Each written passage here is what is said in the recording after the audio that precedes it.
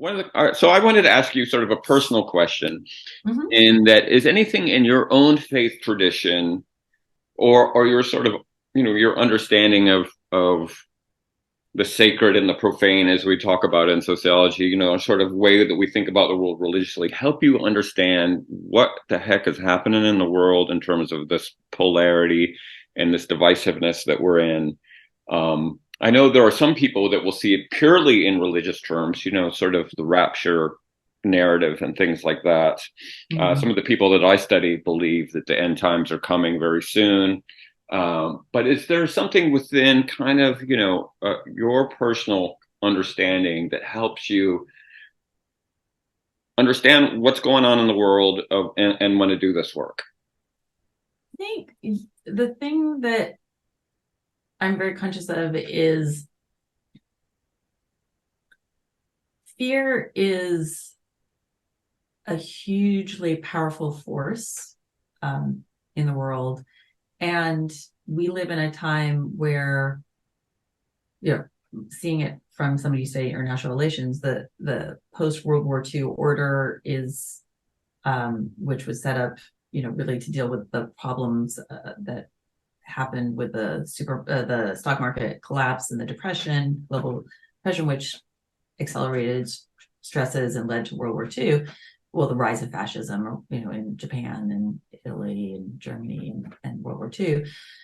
Um, and also, from an even longer term lens, the overturning of the colonialist empire mindset that had been in power from uh, the Middle Ages or the early Renaissance, with Catholic Church saying to the Portuguese and the Spanish, go forth and conquer and convert people, and you can take as much gold as you want because they're not really human, but if you convert them, that's good.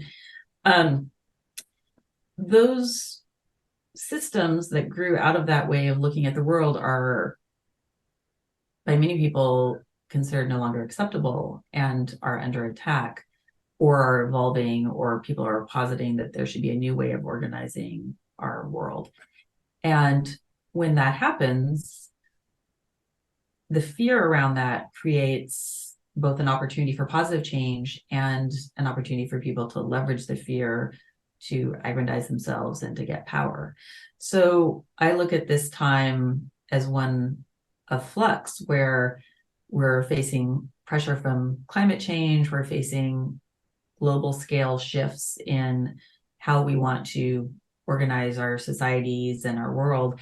And people are terrified. And so many of us are seeking to other people, or to cling to what we know, or to make sense of things using the ways we've always looked at them. And I think that period puts us in a really vulnerable state. And so I guess if I were to characterize my overall interest right now, it's in finding ways to repair those frayed strands and find some resilience so that we can find a way to conquer these really tough problems together and come up with better solutions.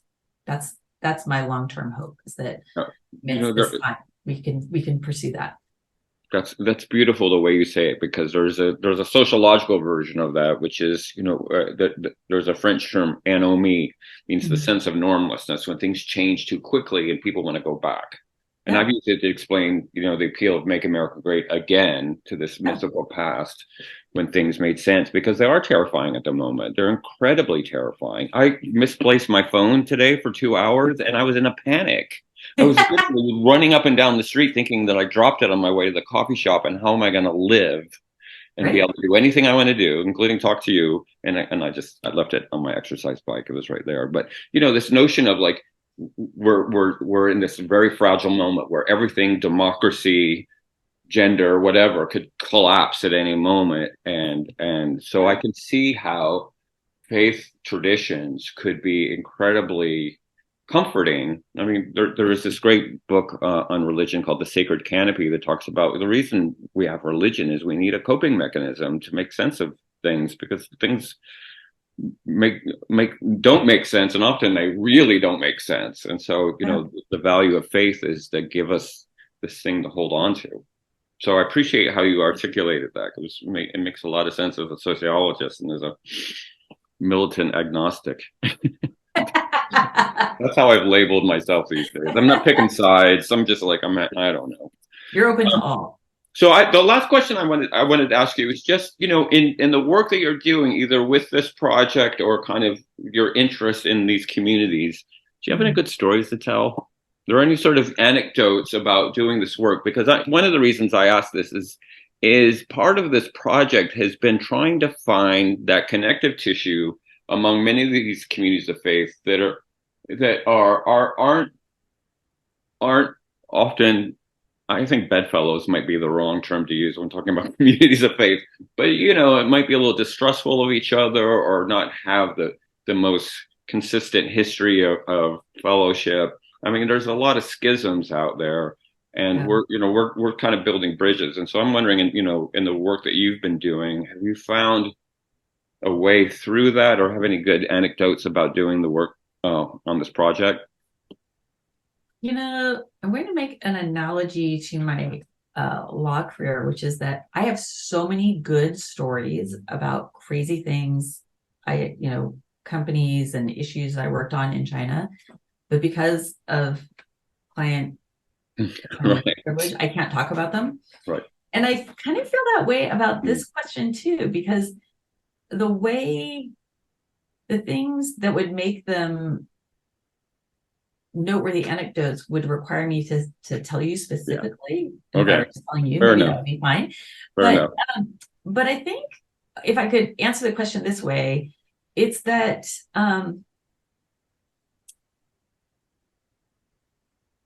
when I have expectations about what's going to happen, I'm almost always disappointed and it falls short.